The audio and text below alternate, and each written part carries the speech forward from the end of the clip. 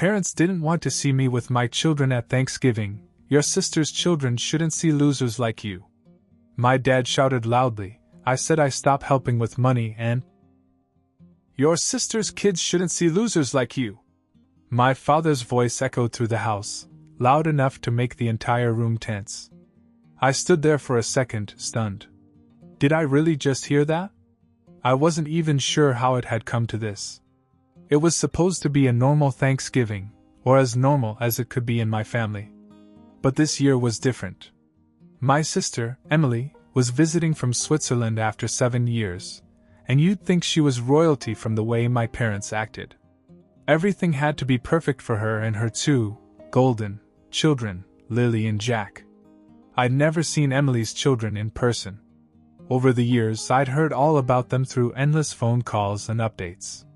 They were apparently straight-A students who spoke 3 languages, excelled in music, and somehow had never thrown a temper tantrum in their lives.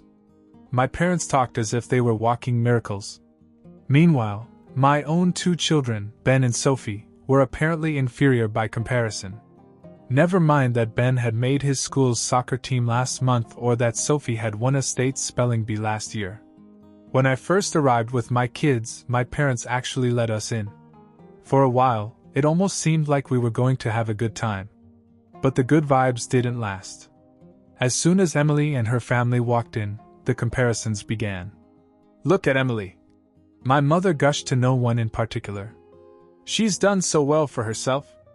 Yes, Dad added, his voice full of pride. A nice house in Geneva, a great job, smart kids, all set. Not like some people. I didn't need an interpreter to know who he meant.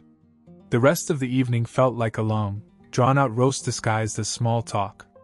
Every time I tried to bring up something about my own life or my kids, my parents shot me down. Ben made the soccer team, I mentioned in passing. Oh, that's nice, Mom replied, clearly uninterested. Did you know Lily got invited to a soccer camp in Barcelona? They called it a once-in-a-lifetime opportunity. By the time we sat down to dinner, my blood was boiling. But I kept my mouth shut. I didn't want to ruin Thanksgiving for my kids. I thought maybe if I stayed calm, it would all blow over. Then Dad dropped the bomb. Chris, he said suddenly, his tone harsh and direct. We've talked, and we think it's better if you leave. What? I blinked in disbelief. We just don't want Emily's children around, certain influences, he said, waving his hand vaguely in my direction. You understand. We're trying to keep things positive today. I couldn't believe what I was hearing. My own father was kicking me out of Thanksgiving because my kids and I weren't good enough for his precious little reunion. I looked at my mother, expecting her to intervene, but she just gave me a dismissive look. Go away, she said. Don't waste our time. And that was it. Something inside me snapped. I didn't scream. I didn't cry. I just calmly said, Fine. But if that's how you feel, don't expect me to help you anymore. What's that supposed to mean? Dad asked, frowning. I've been paying your bills, Dad, I said flatly. Electricity. Internet. That joint account. You think your golden child is going to take care of you? Good luck with that. He scoffed. We'll be fine without your charity. All right. We'll see. Without another word, I grabbed my children and walked out of the house. The cold November air hit my face as we walked, but I felt strangely at peace. I knew exactly what I was going to do next. I didn't say much on the drive home. Ben and Sophie were unusually quiet in the back seat, probably sensing my mood. They're good kids like that, more observant than people give them credit for. Sophie finally broke the silence. Are we going back for dessert? No, honey, I said, keeping my eyes on the road. We're not going back. She didn't ask any more questions after that. The minute we got home, I went straight to my computer and started unplugging everything. The first thing I did was cancel her automatic bill payments. No more covering her utilities. No more surprise food reimbursements or medical copays. That joint account? Closed. I transferred out every last dime I'd put in, leaving only the scraps my parents had put in themselves. When I was done, I felt a strange mixture of relief and anger. I'd supported my parents financially for years without so much as a thank you. It was my way of trying to earn their approval, even after everything. But tonight? Tonight was the last straw. A week passed. Then 2. No calls, no texts. I thought maybe they were still riding the high of Emily's visit. They'd probably convinced themselves they were better off without me. That was fine. I wasn't in any hurry to hear from them anyway. But then something unexpected happened. It was a Monday morning, and I had just dropped the kids off at school when my phone buzzed. It was a message from Emily, of all people. "Can you talk?" it said. Emily and I didn't have a warm relationship. We weren't hostile, but we weren't close either.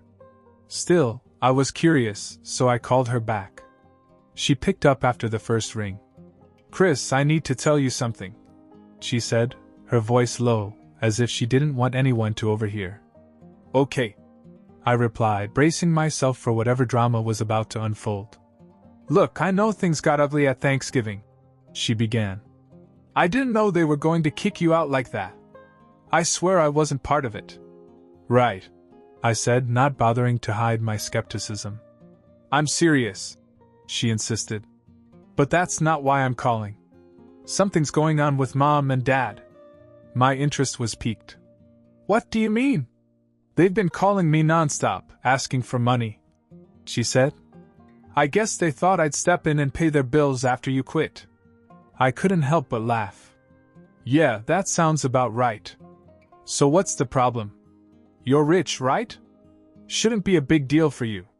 She hesitated, and I knew something was wrong. "I can't," she finally admitted. "Things aren't as great as they seem." Now that was a shocker. Emily had always painted this picture of a perfect life overseas. Big house, fancy job, perfect marriage. But listening to her now, it sounded like the cracks were starting to show. "What's going on, Emily?" I pressed. There was a long pause. "My husband and I are separating," she confessed. "He's been draining our accounts for months. I didn't realize how bad it was until recently. I'm in debt, Chris. I can't get out of it." This was not what I expected at all. Emily, the golden child, was struggling just as much as I was. Maybe worse. "So what are you going to do?" I asked. "I don't know," she said quietly. "But I thought you should know. Mom and Dad, they're not doing well. They won't admit it, but they need help." "Yeah, well, they didn't seem too interested in my help when they kicked me out," I pointed out. "I get it," she said. "They were horrible to you. But they're still our parents." I sighed. Part of me wanted to tell her to get lost. Let our parents deal with their own mess for once. But another part of me, maybe the part that still craved their approval, wasn't sure I could walk away completely. "Let me think about it," I finally said. "Thank you, Chris," she replied quietly. "And I'm sorry for everything." We hung up, and I sat there for a moment, taking it all in. This wasn't how I expected it to go. Emily's perfect life was falling apart. Our parents were in over their heads. And now I had to make a choice. Would I let them sink or throw them a lifeline? But fate had more surprises in store. A few more weeks passed, and my parents still hadn't reached out. I figured pride was keeping them quiet. Meanwhile, Emily had gone radio silent too. I was starting to think maybe things were settling down when, out of nowhere, I got a call from Dad. "Chris." I paused for a moment. He never called me unless he needed something. I was tempted to let it go to voicemail, but decided I'd hear him out. "What's up?" I said, keeping my tone neutral. There was a long sigh on the other end. "We need to talk." "About what?" Look, your mother and I might have said some things we didn't mean. It's been a tough few weeks, okay?" There it was, the beginning of an apology. But I wasn't about to make it easy for him. "Tough few weeks, huh? How's Emily doing? She covering the bills for you guys like you expected?" Dad went quiet for a moment, and I could tell I'd hit a nerve. "Emily's having some issues," he admitted. Her husband left her.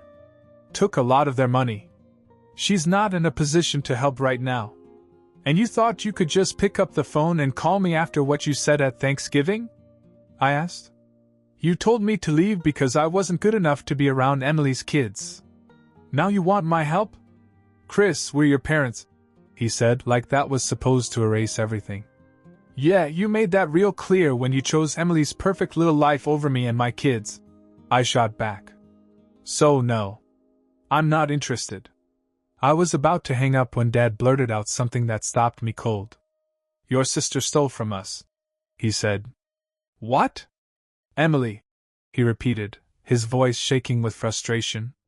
She drained what was left of our savings and took off. We think she's gone back to Europe. She didn't even tell us. I blinked, trying to process what he just said. Emily had stolen their money? That didn't make sense. She wasn't that kind of person, at least, not the version of her I thought I knew. Why would she do that? I asked slowly. She said she needed it to pay off debts, Dad explained. We gave her access to our accounts because we thought she'd help manage things while she was visiting. Next thing we know, she's gone. I leaned back in my chair, stunned. So you're telling me that your golden child, the one you put on a pedestal for years, screwed you over and disappeared? Dad didn't answer right away. I could almost hear the shame in his silence. Chris, we're in trouble, he finally said. The mortgage is overdue. We're behind on utilities. I don't know what to do. I couldn't believe the irony of it all. The same parents who had humiliated me on Thanksgiving were now practically begging for my help because their favorite had stabbed them in the back. You really think I'm going to swoop in and save you after everything you said to me? I asked. I'm not asking you to save us, he said quietly. Just help us figure things out. I sighed and rubbed my temples. Part of me wanted to tell him to deal with it on his own. But then I thought about Ben and Sophie. I didn't want them to see me as someone who held grudges forever. Fine, I said. I'll think about it. But I'm not promising anything. Thank you, son, Dad said, sounding genuinely relieved. We appreciate it. After I hung up, I couldn't shake the feeling that something bigger was at play. Emily stealing from our parents didn't add up. There had to be more to the story. And if I was going to help, I needed to get to the bottom of it first. Little did I know, this rabbit hole was about to go deeper than I ever expected. After Dad's call, I couldn't stop thinking about Emily. Stealing from our parents? Running off to Europe? It didn't fit the image I had of her. Sure, she'd always been a bit self-centered, but a thief? No way. Something didn't sit right.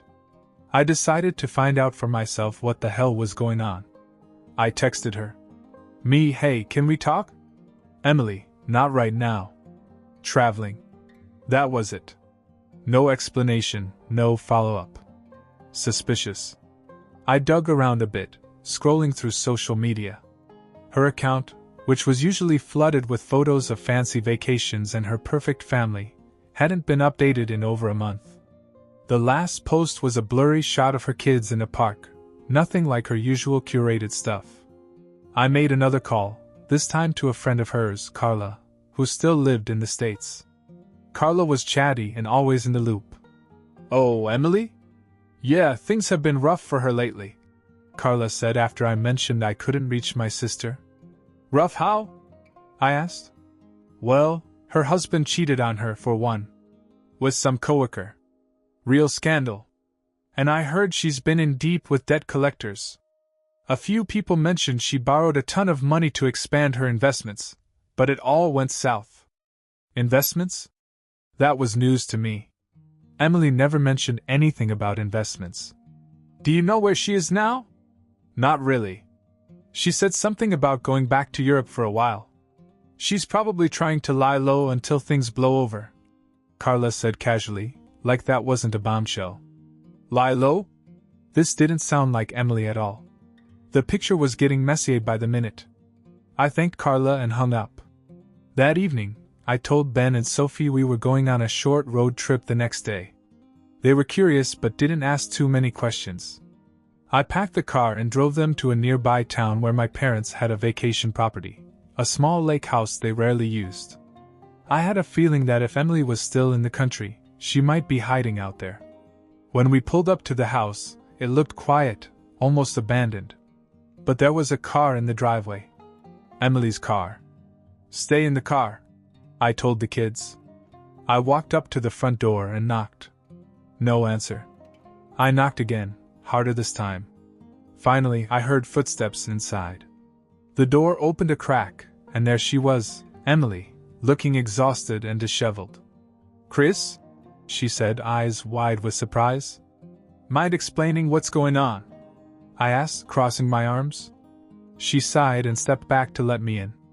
The inside of the house was a mess, clothes and papers scattered everywhere. It looked like she'd been living out of a suitcase. "I didn't steal from them," she said before I could even ask. "Dad says otherwise," I replied. "They gave me access to the account," she insisted. "I told them I needed help to pay off some debts, and they agreed. But when things got worse, they freaked out and accused me of stealing. Why didn't you tell me any of this?" "Because I knew you'd think the worst too," she said, slumping onto the couch. "Everyone always expects me to have it all together. I didn't want you to see me like this." I sat down across from her, trying to process everything. "So, what's the plan? Run away to Europe and hope nobody notices?" "I'm not running," she said firmly. "I just needed a break to figure things out. I was going to pay Mom and Dad back once I sorted my finances. But now they're making it sound like I robbed them blind." This was a lot to take in. On one hand, I understood why my parents were panicking. They had no clue how to handle their own finances. On the other hand, Emily wasn't the villain they were making her out to be. "You need to talk to them," I said. "And say what? That I screwed up? They'll never let me live it down," she muttered. "Well, welcome to the club," I said with a bitter laugh. "They've been treating me like a failure for years. Maybe now you'll see what it's like on the other side." Emily looked at me, and for the first time in a long while, there was a hint of vulnerability in her eyes. "I guess I deserve that," she said quietly. "Maybe," I replied. "But if you want any chance of fixing this, you need to face them. And I'm not cleaning up your mess for you." She nodded slowly. "Okay. I'll talk to them. But will you come with me? I could use some backup." I hesitated. Part of me wanted to say no, to let her deal with the fallout on her own. But another part of me knew this was bigger than just her. If we didn't handle this together, our whole family would stay broken. "Fine," I said. "But you're leading the conversation. I'm not taking the heat for you." "Deal," she said with a weak smile. This wasn't the outcome I expected, but it felt like a step in the right direction. What came next, though, would test all of us in ways I wasn't prepared for.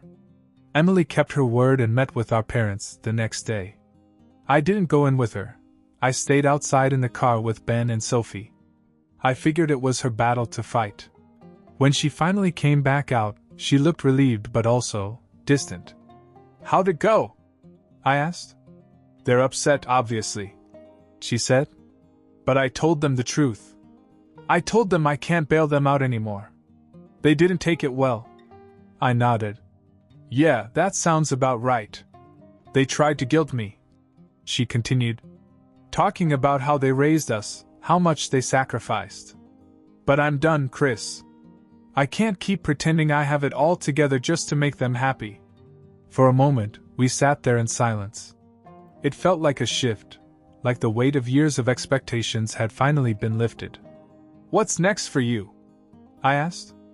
"I'm going back to Europe," she said quietly. "I need a fresh start. I'm taking the kids with me. I'll stay in touch with you, though. I mean it." I wanted to believe her, but something in her tone told me this was goodbye, at least for a while. And honestly, I didn't blame her. We both needed space from the mess our parents had created. "I hope it works out," I said. "You too," she replied. "Take care of yourself.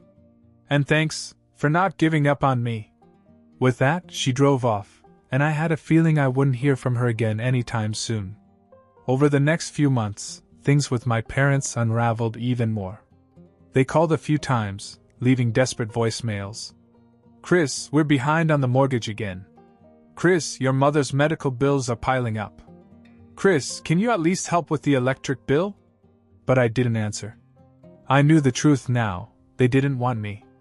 They wanted my money. And after years of bending over backward to please them, I was done. Instead of feeling guilty, I felt free.